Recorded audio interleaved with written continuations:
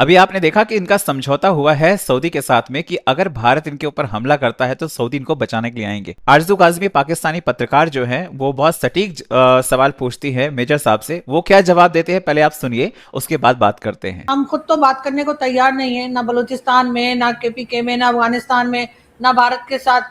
तो फिर ये कहना कि थोड़ा सा आपको नहीं लगता कि थोड़ा डबल गेम खेल रहे हैं, या दोगली पॉलिसी हमारी चल रही है कि अपने यहाँ कुछ और, दूसरे के लिए कुछ और? नहीं, असल में ये कैपेबिलिटी की बात है। Pakistan is quite capable to defend non nuclear countries. जब आप कवर देते हैं न्यूक्लियर का, इट डजंट मीन कि यू आर शिफ्टिंग दैट या यू आर ट्रांसफरिंग दैट। ठीक है, आप यहाँ से भी उनको कवर दे सकते हैं, बिकॉज आपके मिसाइल आपके यहाँ लगे हुए हैं, जैसे नेटो के लगे हुए टर्की में। इन केस कोई भी नेटो कंट्री पर अटैक होता है तो वो मिसाइल कहीं से भी आ सकते हैं, जो भी नेटो कंट्रीज हैं वो फायर कर सकते हैं एनिमी के ऊपर।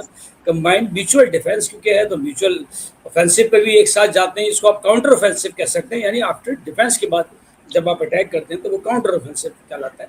ऑफेंसिव डॉक्ट्रिन नहीं है। जहाँ तक ताल्लुक है पाकिस्तान का, ये तो क्योंकि पाकिस्तान के लिए एक लॉटरी की तरह है कि पाकिस्तान को ये अपॉर्चुनिटी मिली। Pakistan consider it's an opportunity, क्योंकि डिफेंसिव लिहाज से तो अल्हम्दुलिल्लाह हमने एक आप कह लें कि मिनिमम लेवल जो किसी भी कंट्री के लिए सिक्योरिटी का होता है वो हमने अचीव कर लिया न्यूक्लियर बन के।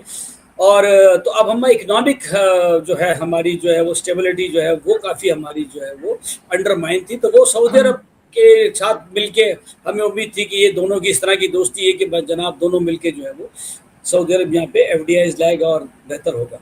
जहाँ तक इंटीरियर का ताल्लुक है तो इंटरनल मसले भी जो हमारे हैं वो ज़्यादातर आप कह लें कि फाइनेंशियल ही हैं, जिसमें आप इकोनॉमिक ग्रीवेंसेस जिसको आप बोलते हैं। पॉलिटिकल ग्रीवेंसेस मैं समझता हूँ इतने ज़्यादा नहीं हैं।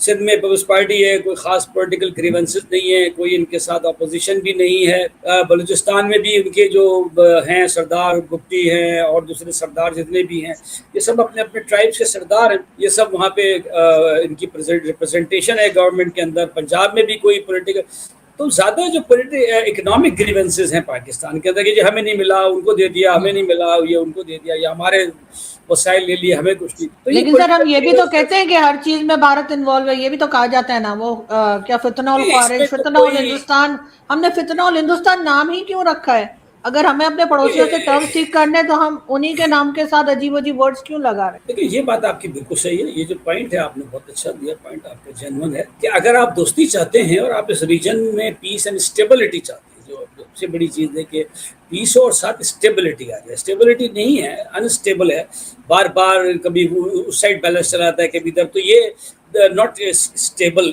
रीजन है। बांग्लादेश भी आप देखें इस रीजन में है, वो भी अनस्टेबल। तो ये इसको अगर आपने करेक्ट करना है तो उस तरह के वर्ड से अवॉइड करना होगा। लेकिन असल में पाकिस्तान के पास काफ़ी हद तक क्रेडिबल क्योंकि एविडेंसेस हैं, जिसकी वजह से मैं समझता हूँ शायद ये कि कल्भूषण का पूरा नेटवर्क हमने यहाँ पे पकड़ा और वो अभी इस वक्त बहन दी बाहर से सर किधर है? वो अकेला ही है, बाकी नेटवर्क कहाँ है? आपने दिखाया उनका नहीं। पूरा नेटवर्क है। नहीं, उनका पूरा नेटवर्क है जो हमने पकड़ा। काफ़ी सारे लोग इसमें अरेस्ट हैं, खाली वो अकेले नहीं है। और ये चाबहार और उस एरिए को ये लोग यूज़ कर रहे थे, वहाँ से पाकिस्तान के अंदर ये इन्फिल्ट्रेट कर रहे थे। 40 शनाख्ती कार्ड इन्होंने बनाए हुए थे, ईरान का भी था, पाकिस्तान का भी था, जबकि ये इंडियन नेशनल थे। तो इस तरह की चीज़ों में बहरहाल मैं उसमें नहीं जाना चाहता, लेकिन बात सही है आपकी कि ये इस तरह से ये चीज़ें होती हैं कुछ जो आपको डायरेक्ट करती हैं या आपको समझ लें कि चैनलाइज करती हैं टुवर्ड्स नेगेटिव साइड्स भी, कि जनाब अब मजबूरी है, कंपल्शन है कि वो तो ये कर रहे हैं तो हमें भी करना। तो इस तरह की चीज़ें आती हैं। और फिर एरिया ऐसा है कि वहाँ ज़्यादातर जो ऑपरेशन ये करते हैं, मैंने बताया कि पॉपुलेशन बिल्कुल थिनली पॉपुलेटेड है, 15 लोग पर स्क्वायर किलोमीटर है। तो एम्बुश करते हैं सर, समझते हैं कि माइनर ऑपरेशंस है, एम्बुश उसमें के ऊपर बैठ गए धाक लगा के, और वो उसमें जो है वो उसको घात कहते हैं। तो वो घात का ऑपरेशन करते हैं, घात लगा के बैठ जाते हैं और कोई गुजरता है तो उसमें फायर करते हैं या आईईडी लगा देते हैं या माइन रख देते हैं, एंटी टैंक माइंस। इस तरह की कन्वाय गुजरे तो ब्लास्ट हो जाए, या बस गुजरे तो ब्लास्ट हो जाती, या कोई गाड़ी एक्सप्लोसिव जो है वो लेडल गाड़ी जो ये है भारत कर रहा है ये सब, आप ये कह रहे हैं? उसमें नहीं, उसमें जो पॉइंट है, नहीं मैं नहीं कह रहा कि भारत का, उसमें देखिए हाँ। पॉइंट क्या, पॉइंट ये है कि ये बिल्कुल थिनली पॉपुलेटेड एरिया है। फिर सारे शहर अपनी जगह काम कर रहे हैं, किसी जगह कर्फ्यू नहीं। जाफर एक्सप्रेस पूरा लूप बना रही है, तमाम एयरपोर्ट, तमाम नेवल बेसिस, कोस्ट गार्ड जो बलूचिस्तान का सारा है इस वक्त, वो सब काम कर रहा है। अब होता क्या है कि ये जब पहाड़ों पर रहते हैं तो इनको पैसेज है, ये पहाड़ों पर रहते हैं, ये कानकुनों को वहां से जो ज्यादातर माइनर्स हैं, मैं क्योंकि खुद देखा है, जो लोग जब पकड़े जाते हैं या मारे जाते हैं तो उसमें से ज्यादातर लोग निकलते हैं मजदूर, जो पैसे के लिए इनके साथ शामिल हो जाते हैं। उनको ये बूट्स दे देते हैं, गन दे देते हैं, को वगैरह, और एक्सप्लोसिव देते हैं कि यार तो हमारे साथ आओ, यहाँ खाना पकाओ, एंजॉय करो। मैं तो यही पॉइंट लेके ये फंड जी, उसमें फंडिंग का आता है कि कहीं से इनको फंडिंग हो रही है। अब उसमें बहुत सारी ममालिक हो सकते हैं। मैं थोड़ा सा ये चीज समझना चाहूंगी कर्नल साहब आपसे भी, जो मेजर साहब कह रहे हैं कि लोग चले जाते हैं, वो गरीब होते हैं तो उनको गन्स दे देते हैं, पैसा दे देते हैं, तो वो शामिल हो जाते हैं। क्या आम आदमी, कोई भी आम सिटीजन, उसको गन दे दी जाए, क्या वो चला लेगा? भाई पाकिस्तान आर्मी में कुछ भी पॉसिबल है। पाकिस्तान आर्मी में तो anything is possible, we can do anything. हमारे यहाँ ऐसा नहीं हो। आम सिटीजन तो आर्मी में नहीं है ना, आम सिटीजन कोई जा मैं रहे भी हैं, यही बोल रहा हूँ ना, हमारे यहाँ ऐसा नहीं है, हमारे यहाँ ऐसा नहीं है। मैंने इसीलिए बोला कि जहां तक गन कल्चर की बात करें तो ये आपको पता है कि availability of guns in Pakistan is 100 times easier than availability in India. Number one, number two, मुझे नहीं मालूम कौन सही है कौन गलत है। हमें तो जो लीडर्स हैं आपके यहाँ पर, जो वो बोलते हैं उसी को इंटरप्रेट करना है कि हाँ भाई क्या ठीक है क्या। चाहे वो फजलुर रहमान कुछ अगर कहते हैं तो मेरे को उनको इवेलुएट करना चाहिए, मुनीर साहब कुछ कहते हैं तो उनको इवेलुएट करना चाहिए, शाहबाज साहब कुछ कह देते हैं तो उसके बेसिस पे ही तो चीजें डिसाइड करी जा सकती है कि कौन कहाँ क्या ठीक कह रहा है या नहीं कह रहा है। तो इसीलिए पीओजेके का लीडर अमन अगर कहता है कि भाई कल तक अगर पाकिस्तान आर्मी और आईएसआई हमें हथियार देते थे इंसर्जेंसी इंडिया में करने के लिए, और आज हम उन्हीं के लिए टेररिस्ट हो गए, ये तो आपके यहाँ का स्टेटमेंट है ना, मेरे यहाँ का नहीं है। सो आई हैव टू इंटरप्रेट कि भाई कौन किसको गन देता है या नहीं देता है। और ये तो मेरा आपके साथ सदियों से स्टैंड रहा है कि भाई अगर आपको लगता है कि कहीं पर भी ट्रेनिंग कैंप्स इंडिया में bomb them, please come and bomb them, हम खुलकर बोल सकते हैं। क्योंकि आप अभी इस शो में बैठकर एक ऐसा कैंप का नाम नहीं बता पाएंगे जो मेरे यहाँ जर्नली ऑपरेट कर, एक मोटे तौर पर अगर बात। जहां तक टेरर फंडिंग की बात है, जिसमें पाकिस्तान के इधर उधर से बात निकल कर आ जाती है, हमने आपको ये भी कहा है कि आपसे ज्यादा तो एक्सपर्ट कोई हो ही नहीं सकता टेरर फंडिंग का, क्योंकि आप FATF में रह चुके हो, आपको पता है कि हाँ भी कैसे क्या होता है। आपको 2 मिनट लगने चाहिए, आप हमें एक्सपोज करिए। FATF में ग्रे लिस्ट में आप थे, आप कोशिश करिए कि हम ब्लैक लिस्ट में जाएं। मैं वॉलंटियर करता हूं अगर एक भी रुपया आप प्रूव करते हैं कि टेरर फंडिंग में जा रहा है। और उससे भी बड़ी बात, क्योंकि आपको मुझे 30 सेकंड फालतू देने पड़ेंगे क्योंकि 2-3 बातें बड़ी अच्छी सी हो गई हैं ऑलरेडी। कभी आपने सोचा है राजू साहिबा कि सऊदी का पिछले साल पाकिस्तान के साथ ये सो कॉल्ड डिफेंस पैक्ट था, सऊदी को शायद, मैं इंटरप्रेट कर रहा हूँ, गलत नहीं बोल रहा हूँ, इसलिए इसे सही करेक्ट स्पिरिट में लीजिएगा, कि सऊदी का लास्ट ईयर जब पाकिस्तान के साथ ये डिफेंस पैक्ट था तो क्या सऊदी को भरोसा नहीं था कि पाकिस्तान इसको कर पाएगा, तो इसलिए उसने टर्की को मिला लिया। अदरवाइज क्यों मिला लिया? भाई आप तो तगड़ी वाली फौज है, आप तो दुनिया की विनिंग फौज है, आपने आज तक कभी कोई लड़ाई हारी नहीं, इलेक्शन आपने कभी कोई हारा नहीं, आप तो वो वाली फौज है। तो इसलिए क्या ऐसा तो नहीं है कि सऊदी फेल्ट कि भाई क्या ये कंट्री मुझे सो कॉल्ड प्रोटेक्शन दे पाएगा या नहीं दे पाएगा, पहली बात। दूसरी बात, पता नहीं कैसे आप लोगों के यहाँ एक थोड़ा सा ये मिसप्लेस्ड या मिसकैलकुलेटेड कंसेप्शन है पाकिस्तान में, न्यूक्लियर के वजह से और न्यूक्लियर के वजह से। नोइंग फुली वेल पाकिस्तान अपना न्यूक्लियर वेपन कभी इस्तेमाल नहीं कर पाएगा जब तक कि यूएसए उसको हाँ ना करे, वैसे भी जिम्मेदारी के तौर पर मैं बोल। और उसमें भी सबसे बड़ी बात, अब आ जाती बात यूएस की। अभी उनकी वो जो सेनेटर हैं पिछले वाली, जो मैडम साहिबा जो है, व्हाटएवर हर नेम इज, उन्होंने कहा है कि क्योंकि उनकी एक क्लोज्ड कमेटी में यूएस के न्यूक्लियर ऑप्शन डिसाइड करने के ऊपर डिस्कशन हुआ है, तो वो उसके ऊपर अपनी गवर्नमेंट को क्रिटिसाइज कर रही है कि how dare you talk about nuclear, because nuclear weapon is not a weapon of use. वो इनह्यूमैनिटी की बात कर रही है, वो लेडी जो अपने कंट्री के अपने प्रेसिडेंट के खिलाफ इतने स्ट्रॉन्ग वर्ड्स इस्तेमाल कर रहे हैं। So as far as I am concerned, your deterrence is only for you. ये कभी ईरान को नहीं रोक पाएगा कि वो 2 मिसाइल सऊदी के ऊपर डालेगा या नहीं डालेगा। इस भरोसे में अगर आप रह रहे हैं तो शायद आप कहीं मिस कैलकुलेशंस कर रहे हैं, कहीं ना कहीं आपका जो कंसेप्ट है वो थोड़ा सा मैं कहता हूँ हवा में है, ये कह सकते हैं।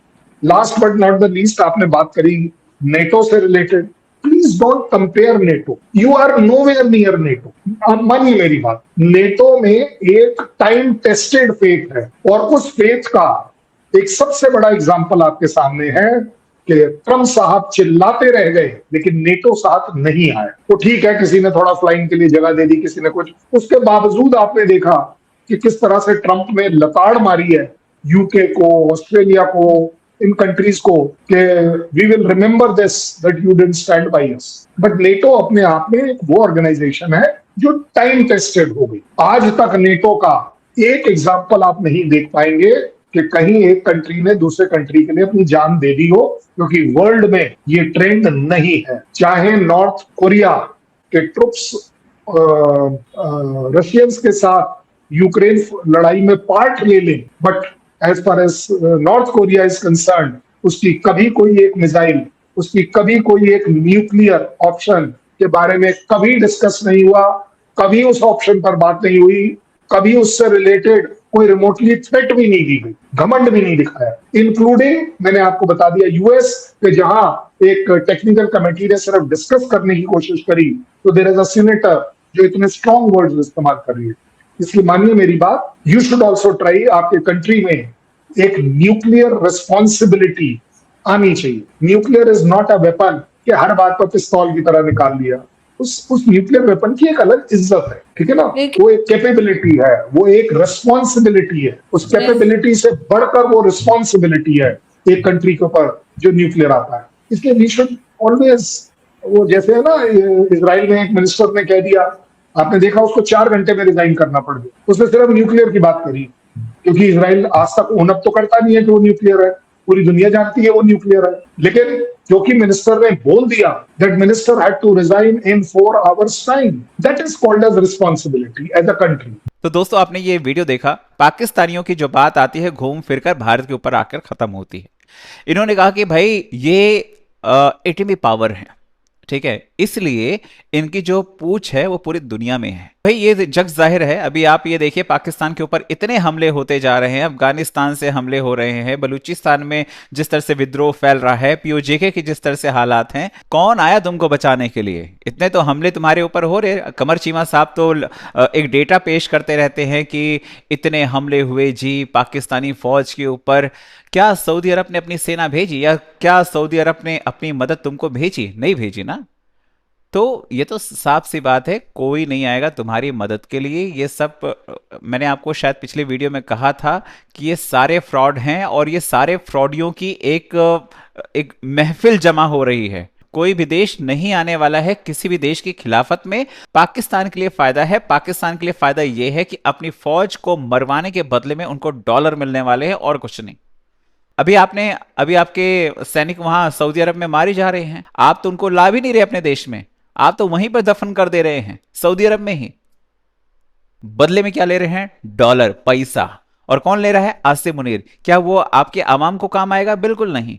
वो सारे जो हैं, वो 80% लगभग जो है, वो सारे आसिम मुनीर अपनी जेब में डालेगा। समझ रहे? 20% का क्या होगा भगवान जाने। मेरे ख्याल से जो बाकी मंत्री हैं उनको खिला पिला देंगे, और कुछ नहीं। जनता को कुछ नहीं मिलने वाला। जनता को हमेशा भारत के नाम का चूरन मिलेगा, बस, इसके अलावा और कुछ नहीं मिलने वाला है। तो पाकिस्तानियों, सुधर जाओ, संभल जाओ। और जिंजी जो पाकिस्तान के हैं, आप लोग भी आवाज उठाओ। भारत के ऊपर तो बड़े हंस रहे थे कि भारत का जिंजी जाग गया है, देखो मोदी सरकार की खैर नहीं। तुम्हारी रगों में खून नहीं बहता? तुम्हें गलत सही का पता नहीं चलता? गजब हो। आप लोग क्या कहते हैं कमेंट करके बताएं। चैनल पर नए हैं तो चैनल को सब्सक्राइब करें, इस वीडियो को लाइक करें और शेयर करें। जय हिंद, जय भारत।